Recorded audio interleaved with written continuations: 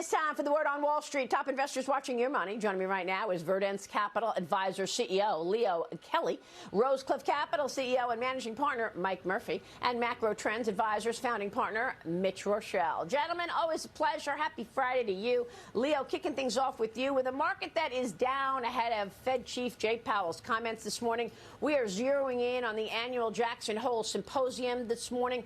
Powell will speak at 10 a.m. Eastern. We've got a number of guests coming to us this morning from the actual conference to find out what the buzz is. What are you expecting to hear from Jay Powell?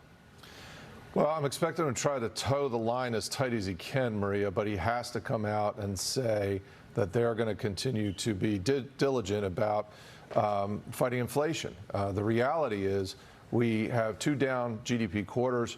We have inflation still high. I don't think it's over. There's this common expectation this will just naturally go down, and we just don't buy that. So there's a word out there I don't hear enough that we have to start thinking about, and that's stagflation.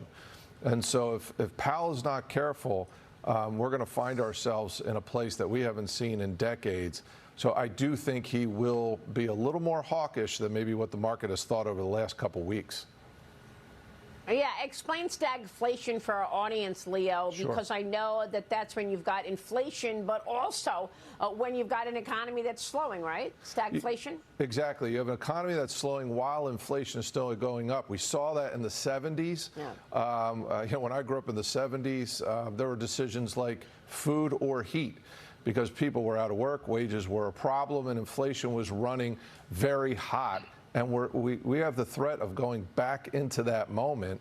And unfortunately, the policy that we're seeing continues to be increased demand in a market that has too much demand. It's an insidious tax in a stagflation moment.